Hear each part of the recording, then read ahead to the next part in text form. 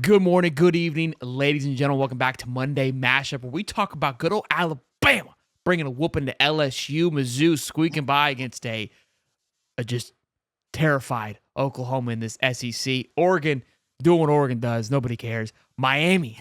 Yeah, I just licked my mic. Get that ass whoop, boys. Off to the curb you go. And then Lane Kiffin finding his stride, getting himself the big one. He may be 1 for 20, but by golly, that one's going to last a lifetime for him. Taking down the goalpost, walking, rushing the field. It was a big one. We're going to talk all about it. Introducing one of our co-hosts for the evening, Mr. Cody, a.k.a. The Professor, Bush, and Cowboy Ty. Dial it in with us, Mr. 1 and 9. Boys, my fault. Too soon. I'm more interested in Juice Kiffin, baby. Juice Kiffin. Juice Kiffin, boys. We got a lot of great football to talk about. On our Saturday game day show, Ty, we talked about this Saturday being a big one, right? Because there was a lot of games where the road teams going on the road were all favored. Alabama, Georgia was one of them. And like we said, hey, this week could be a weird week. I think it was the perfect kind of weird. Bama did what they were supposed to do. We lose Miami. We lose Georgia as a top-ranked team. Iowa State goes down. That was another team that was going on the road. That was, right? We had a nice little healthy combination of it. But let's talk about old reliable before we get into the juice of this weekend, which was the Oregon Ducks. And here's what's big about this. We've talked about this throughout this year about, one, Oregon's kind of just been quietly doing their job, right? Off in their own abyss, not worrying about anything. And it kind of may benefit them this time because, Cody, you're going to allude here in a minute, just ugly game for the Ducks. You look at the stat sheet though, Dylan's able to stack on a few more things and not have to worry about too much. But again, because they're kind of off to the distance, they're going to go to the score and say, hey, Oregon got their job done and not have to worry about it, which plays into their favor this week. Yeah, for sure. So this is probably the clunkiest game I've seen from Oregon right off rip. They had an early kicking penalty. They shanked a punt, multiple drops by Ferguson that were first downs, multiple face masks on the defensive side of the ball, PIs on the defensive side of the ball. But the bright light of that Oregon offense early was Jordan James. Man, he looks like one of the best college running backs in the game right now. The outside runs, catching out of the backfield. He does it all, and he is a good one. DG made all the throws he needs to win the game. Didn't throw a bunch of picks. Ball security was good with him. And the defense, 2 INTs, a scoop and score, a fake punt success by Birch, the defensive end, and a forced fumble creating a goal line play. But definitely the clunkiest game for Oregon, but they did get the win.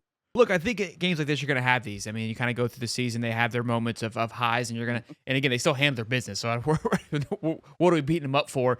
And also, again, Dylan Gabriel stats his sheets a little bit more, and Cam Ward goes down. Somebody who was leading the Heisman campaign, which I think is just asinine to me, but nonetheless, he was. They love to give it to a quarterback, so, Gabriel's kind of been sitting in the backfield. Now, Ward's stats are still incredible, and Jaden Daniels won it last year with 3 losses, so losses obviously don't mean too much, but you have to take those things into consideration. Cowboy Ty? Yeah, I mean, Oregon has got some things they need to clean up, but if you're going to mess up, Maryland's probably the team to do it against. I mean, they're just way more talented than Oregon. And if you sit there and you look, and they had 12 penalties, I think, for 95 yards, they've got to clean that up. That's not going to get it done when you play some of these better teams down the road. But I mean, they're just they have talent all over the field. Between receivers and numerous running backs that come in and out between Whittington and Jordan James. And they have Evan Stewart, and they got Ferguson. And it was sloppy, and it wasn't great Oregon football, but they still won by 21. I mean, I'm looking for something to beat them up about. Like, they got a few things to clean up, but they're still the best team in the country. Correct, without a doubt. I mean, again, the key is to just make sure that you get the W, and good teams find a way to win. Not that they had to find a way to win, but they handled their business. They had no point whatsoever. And I love the fact that Dan's doing Dan things and going forward in his own territory on 4th down. Those kind of things are going to pay off in the long run. And look, in a way where the rest of the college football landscape, I mean, outside of the Big Ten, really, and they're going to get dicey here in the last couple of weeks, but the SEC is just tearing itself apart. And speaking of, let's talk about the rebound team of the week, which is Alabama. Now, obviously, they're not coming off of a loss a few weeks ago, but just given the fact of the year that they've had, they need to have a nice bounce-back game to find out and show who they were, which is a good old-fashioned Alabama.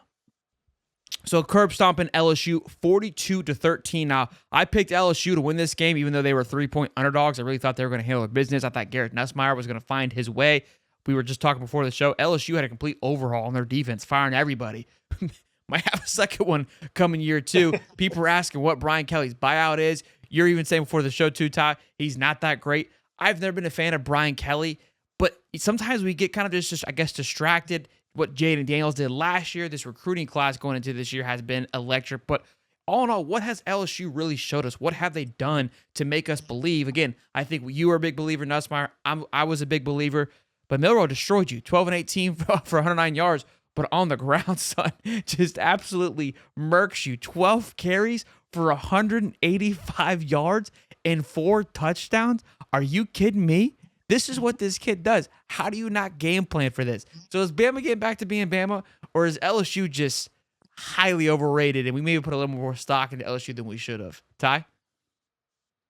Yeah, I mean, first of all, I can't believe Brian Kelly, his game plan for this game was absolutely atrocious because there's no way it's raining and that Jalen Milroe doesn't want to beat you with the Army. That Alabama has to run the ball to win. And there wasn't a spy. I never saw a spy. I was watching DNs go down inside in the B gap instead of playing on the outside and trying to contain him. The game plan was absolutely atrocious. And I said earlier in the day that whoever could run the ball was going to win. And LSU for 2 straight weeks has not run the ball worth 2 cents. I don't care who you are. I know Nussmeier had some bad picks, but you can't drop back 50 times and win a football game, especially when it's pouring down rain. Like it was atrocious, just terrible game plan. Brian Kelly has never won anything, and he's never going to win anything. He's just always going to be that mediocre guy who always wins 8 or 9 games. Cody? Boy, oh boy. Listen, when you get ran on for 311 and 6 rushing touchdowns, that you need to start looking in the mirror on defense because that's terrible. They did fire their entire defensive staff last year. I think you just go ahead and you rinse and repeat and try it again because obviously they have not got it figured out. And here's the thing with Brian Kelly. He is not liked around Baton Rouge. I have family down there and know some, not giant boosters, but people that donate money to the program. He's not liked. The only thing that's holding him from not being on the hot seat is that killer recruiting class with the number 1 quarterback in the nation and the number 4 overall class right now. But they keep losing games. We've seen it. That can fall apart quick. And they got to figure out a rushing attack because Nussmeier is just sitting back there throwing 40, 50 times a game. And then the worst part about it is Lacey gets a touchdown at the end of the game. They boo him and they're going to get fined because they threw shit on the field. I don't know why that's a thing nowadays, but it's getting out of control. You don't only lose, but now the football program gets fined 6 figures. Is what is. Of course, this show is brought to you by BetUS. And when you use the code YouTube150 at betus.com on your first deposit, you get back 150%, up to $2,000. Now you can gamble on NFL, college football, basketball, baseball. The World Series are coming up. We got college football at an all-time high. Heisman winners are going back and forth. Who's going to the SEC? Who's going to the Big 12? All kinds of things. You can literally gamble on anything you set your pretty little mind to. And on your second and third deposit, you get back 125%, up to $2,000. So be sure to go check out betus.com. Use the code YouTube150 to take advantage of these offers while they still last. Now back to the show. They've got Florida this weekend. They're favored by 5.5 as of now. The start of DJ Lagway is announced that could affect that a little bit going into the swamp. Could this be an upset alert for LSU? Then LSU plays Vanderbilt after that. This season could get slippery real fast for LSU and Brian Kelly. I'm just going to say this. 311 for 6 rushing touchdowns, and we have better running backs than Alabama does. This is true. We ran the ball effectively even against Texas. Again, if Nussmeier's trying to have to throw the ball 42 times, can he slice and dice our secondary? I mean, maybe. The secondary is a little grim right now. If Lagway plays, I think Florida can do it. I don't think Aiden Warner can do it. And the only reason is because LSU, they struggle with the run, but it's the running quarterback that gets them every single time. I don't get it. I don't know why. It's just like it's their Achilles heel. They just can't stop a running quarterback. Yeah, I think their only big win that they can hold their hat on this year would be Ole Miss, and they beat them in overtime by 3. They got walloped by Texas A&M, and then now just absolutely curb stomped by Alabama, and they lost. Don't forget they lost USC in the beginning of the season too. Which but that's a horrible Ole loss at this Miss, point. not a running quarterback. Kind of, sort of, but yeah, definitely not a more. Jackson Dart can move. He can move, but not run first. Yeah, I get you. Not run first. Definitely not run first. Definitely not Milrow. He completed more passes to the running backs than he did wide receivers. And they still couldn't stop it. It was the most unbelievable thing I had ever seen. It drove me insane watching the game. Anything behind the line of scrimmage was gold. I mean, screenplays, tunnel screen. I mean, everything behind the line of scrimmage is going for 10, 15 yards a pop. Kelly's lost out there. He was carried last year by Jaden Daniels, kind of like Norvell was at FSU, and has been carried a little bit by somewhat of a I wouldn't say a cupcake schedule, but South Alabama, UCLA, Arkansas. Those are 3 wins there. They beat Ole Miss, and look, Lane's known to lose the big ones. That was also in Death Valley. I think Lane would love to have that game back. If he played it again this week, I think it would be a massacre. Another thing that bothers me about Brian Kelly is we know that LSU gets a ton of NFL talent. You see it every single Sunday, and it's a lot of NFL talent. So there's something he don't have something. Agreed. And speaking of Jackson Dart and Lane Kiffin, and we were making fun of him just a few weeks ago, calling him Lane Whiffen. This was the game. They've got to win out. You saw the Jackson Dart clip, and that's one of those clips that is starting to pick up some heat and virality, but just giving him looking down like little Anakin Skywalker. So we just got to win out, bro. Like all dialed in. And here they go. They got Georgia, this obviously circled on the calendar. And not only did they win, but they handled their business. I mean, they whooped their ass, bullied them up and down the football field. This game was bound to happen for Georgia. Honestly, Georgia and Miami are kind of in the same boat. They've been playing with fire all season and both got bit. Now, Georgia goes down to Alabama, but that game didn't feel like a play with fire game. That was just 2 good teams at the time going at it. But this game, you felt like, look, Georgia should be able to go in there and do their thing, but there were some question marks, and we kind of kept going. Can Georgia figure it out? Can Carson Beck figure it out? They're going to figure it out, right? They've been doing that for the last couple of years. There's a big question mark. Not only did they lose, they got bullied. No. They got absolutely abused on the line. And I said it 2 weeks ago when Georgia was playing Florida. Obviously, we looked into it a little bit closer. I go, look, before Stetson Bennett and after Stetson Bennett, there's a massive question mark, a massive drop-off in quarterback development. And even Lou said they're heavily trying to recruit after wide receivers. They haven't done that well. Quarterback seems to be dipping off. Defense is always there, but man, with the way these offenses are being built, defense can only do so much. You got to have another side of the ball, and they are struggling mightily. And this was worst case scenario for the committee because now you have 6, 7 teams tied with 2 losses that could end up only having 2 losses, and you could legitimately find yourself with a coin flip to decide who plays in the SEC championship. I said this weeks ago that it was going to be a disaster. Nobody listened. Now here we are. Everybody's listening, and it could get scary. Cody? Well, first of all, when you talk the playoffs, Uncle said they're eliminated because Ole Miss has a win over them and Alabama has a win over them. So what are you going to do?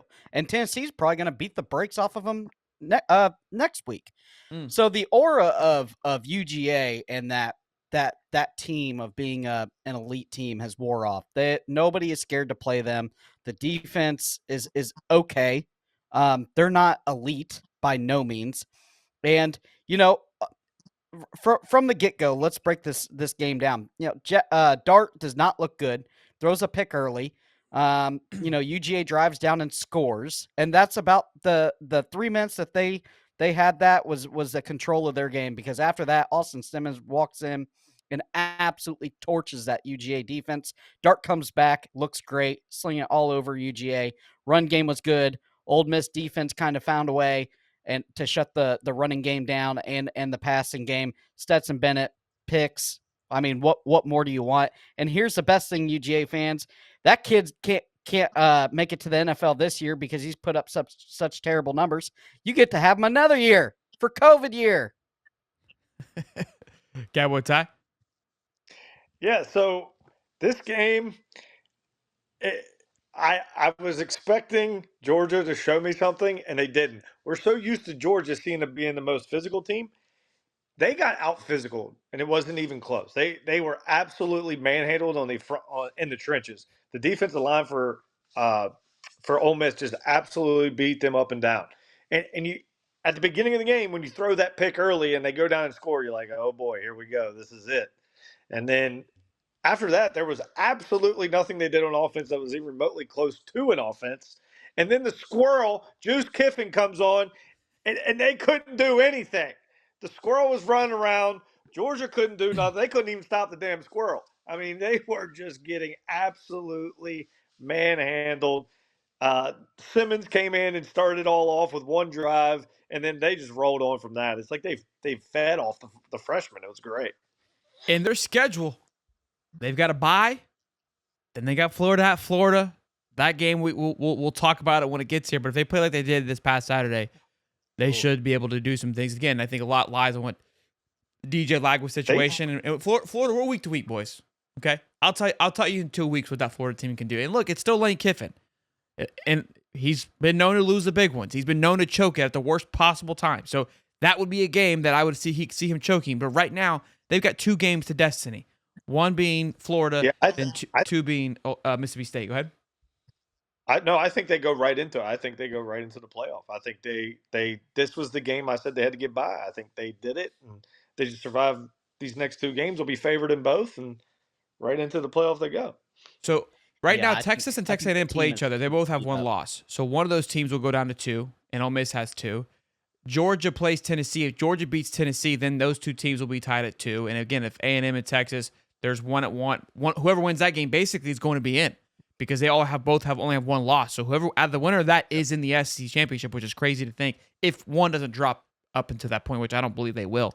So it's going to be a Texas team in the SEC championship. Something crazy happens. Well, no. Well, if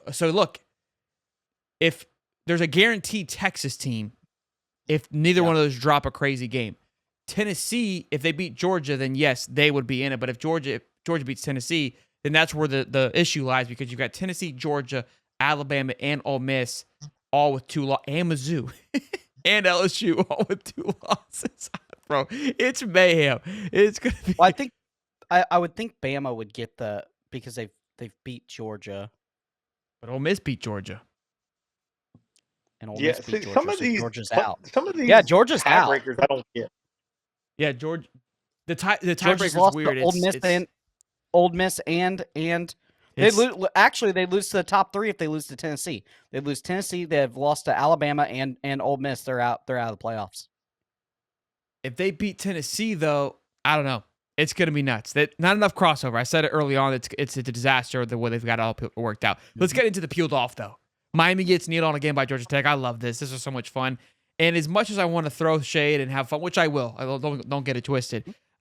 Pittsburgh goes down to Virginia, and so before that game, Pitt and SMU held the 2 spots. Now that Pitt lost, Miami's back into right back into the AC championship. It's unbelievable. Pitt is just giving the season away, back-to-back atrocious loss. I can't believe what's happening with Pitt. I really thought they'd be a little bit sexier than this coming down to the wire, but I was happy to see what we've been kind of clamoring for all season, is that Miami's been playing with fire. And even a Miami fan called into our call-in show for the Gators and was like, yeah, this was bound to happen. And even Miami fans, I think a lot of them came to reality of the last couple of weeks. Like, they have not looked good. They have question marks, and they haven't been tested. And not only do they get tested, they lose to Haynes King, who went 6 for 6 for 30 yards. They had with a grade 2 AC jointness throwing arm. Bro, unbelievable. 271 yards passing. There is major concerns there on that Miami defense that, look, I said SMU is going to expose it. I said it. I was like, Georgia Tech, if they can find what they had week 1 against Florida State, I'll love them forever. And by golly, they found out how to get it done.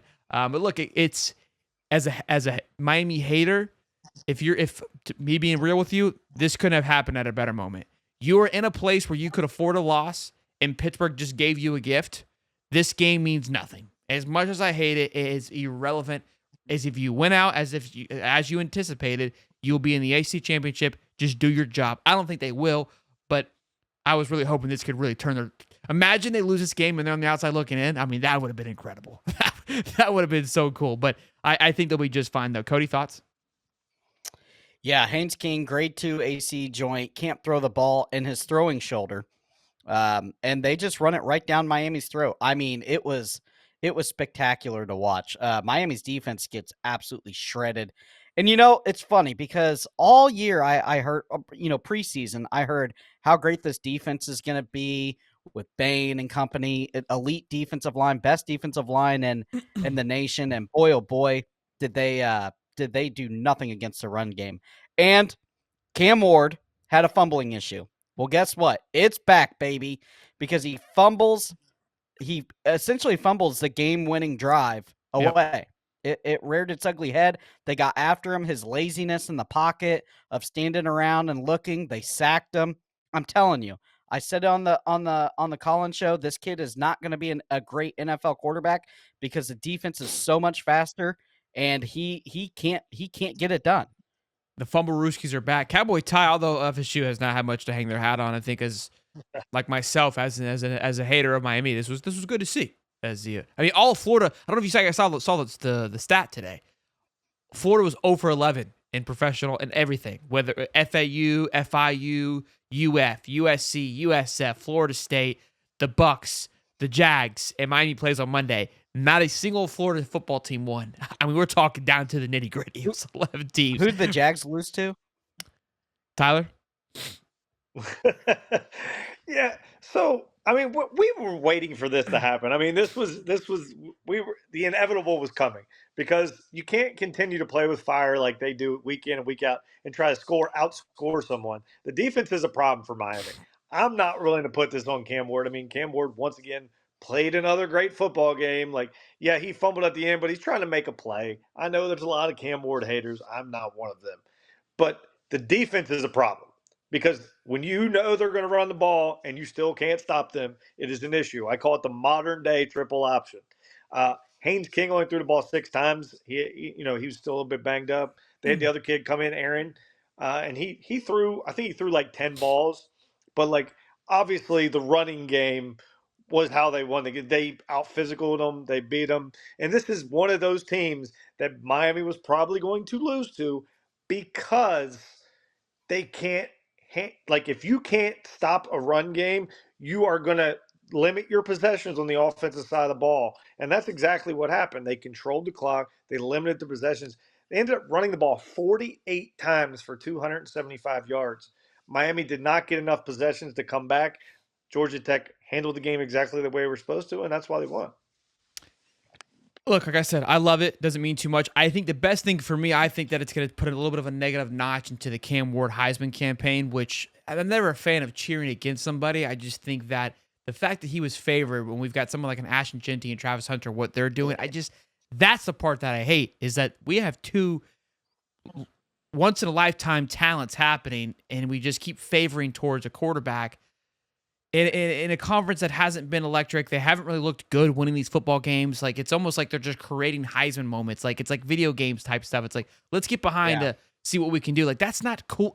I hate that. Don't make it a stat award. Those helps, but make a true judgment. Look, he's done some incredible things, like where he rolls out and he keeps plays alive, and it bit him in the ass. Like, if you're gonna give him, so much credit for that, take away the same amount of credit when, like, hey, that's those exact reasons of why he loses a game when you needed him most. But we'll see. He'll probably do stupid numbers the next few weeks and still be considered.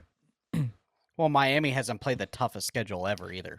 And so, look, I think they'll kind of argue that for the Hunter and the Genties and whatnot, but it's like, so that's fine. We take the schedules out of it. I still think, I don't know how to even have this conversation, but unfortunately, I feel like that's how I was leaning, which I would be disgusted. Let's talk about Game of the Week, which wasn't much. I mean, Game of the Week was tough, but look at the games. I mean, nothing was really, really close. I mean, if you won, you won. You handled your business. Obviously, that Miami game was a good game, but it was for peeled off, so it didn't fall Game of the Week. This game ended in some sexiness when you've got a total offense for both sides of the ball, just barely eclipsing 600 yards. What happened? Passing yards, 135 for Oklahoma.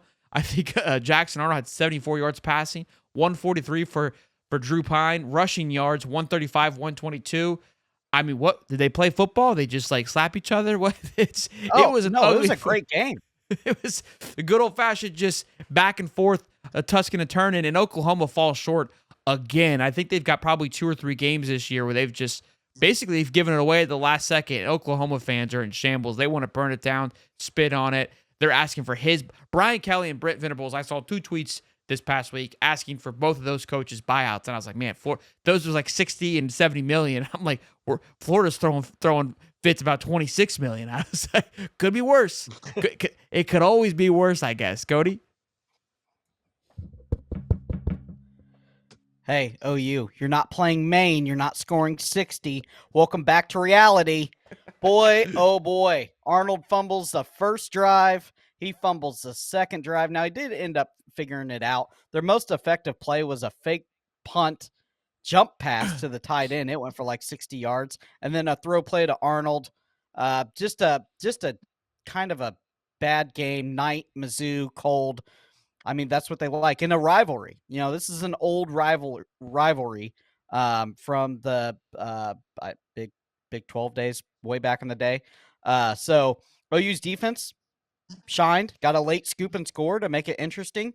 This was probably the hardest hitting chippy game that I've seen all year, though. I mean, they were absolutely flying around on defense on both sides of the ball and connecting with players, laying the wood. Kudos to Mizzou without Brady Cook. And again, we talked about it a few weeks ago. What's changed? Even though they had Brady Cook and Luther, they don't have their star running back like they had last year, who had led the SEC and just dominated. I can't think of his name off the top of my head. Cody Schrader.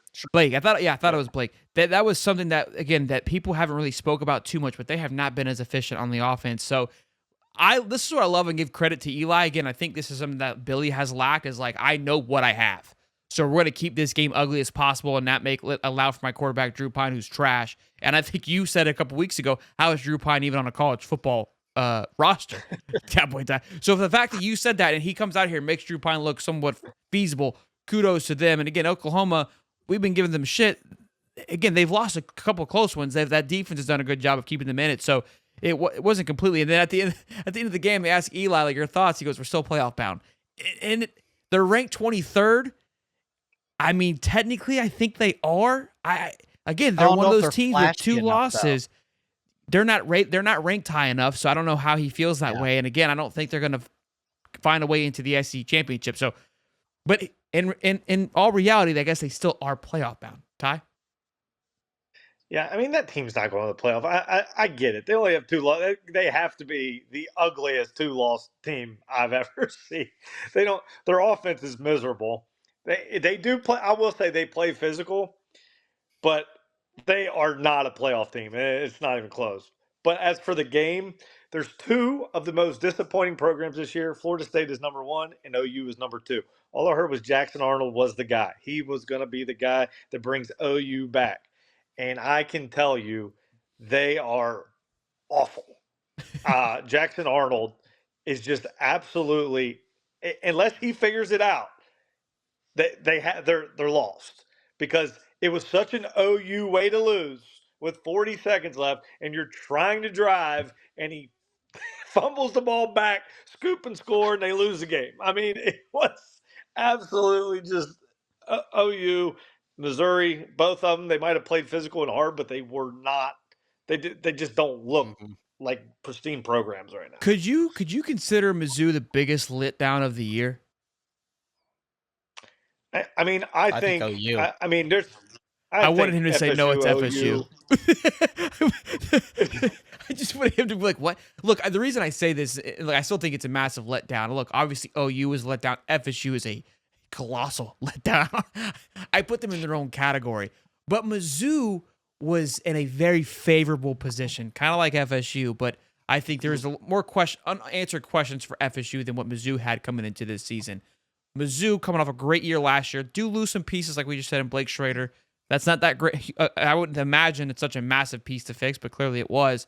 Coming back with your quarterback, Luther Burden, top wide receiver in the country. You imagine the defense is somewhat intact, and they have easily the easiest schedule when it comes to playing in the SEC. By far. They play every bottom feeder there was. Oklahoma, Mississippi State, Vandy. I mean, Vandy ended up being they ended up beating Vandy. I think they played Arkansas as well. Again, all these teams are much better than I think people anticipated. They played like 4 just whack-ass games that he was begging people to come to. And you're sitting in this position where you're on the outside looking in. I think it's massive letdown. I really thought Mizzou was going to be something special this year.